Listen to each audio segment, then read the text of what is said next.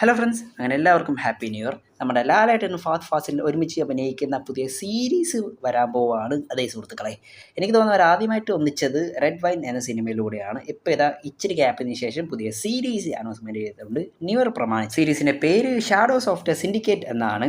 ഇത് കണ്ടിട്ട് മറ്റേ ദാസനും വിജയനും പോലെയാണ് തോന്നുന്നത്.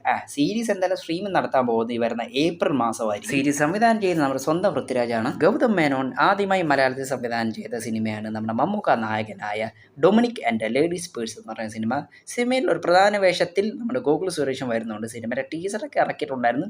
അതിനെപ്പറ്റി പ്രത്യേകിച്ച് ഒന്നും തന്നെ പറയുന്നില്ല. ഇപ്പോൾ ഇതാ സിനിമയുടെ ഒഫീഷ്യൽ റിലീസ് ഡേറ്റ് പുറത്ത് വന്നിട്ടുണ്ട്. ഈ മാസം തന്നെയാണ്, ഈ ജനുവരി മാസം 23-ാം തീയതിയായിരിക്കും സിനിമ തിയേറ്ററിലേക്ക് എത്തുക. ടിവിയിൽ എപ്പോൾ ഇട്ടാലും ഞാനും എൻ്റെ കുടുംബത്തോടെ ഇരുന്ന് കാണുന്ന നല്ല അടിപൊളി പടമാണ് നമ്മുടെ മോഹൻലാൽ നായകനായ ഉദയനാണ് താരം എന്ന സിനിമ. ഒരു സിനിമ പ്രേമി എന്ന രീതി പറയല്ല, നല്ല അടിപൊളി പടമാണ്. ഇപ്പോൾ ഇതാ സിനിമയുടെ റിലീസ് പ്രഖ്യാപിച്ചിട്ടുണ്ട്. അടുത്ത മാസമാണ് സിനിമ, ഫെബ്രുവരി മാസമായിരിക്കും സിനിമ തിയേറ്ററിലേക്ക് എത്തുക.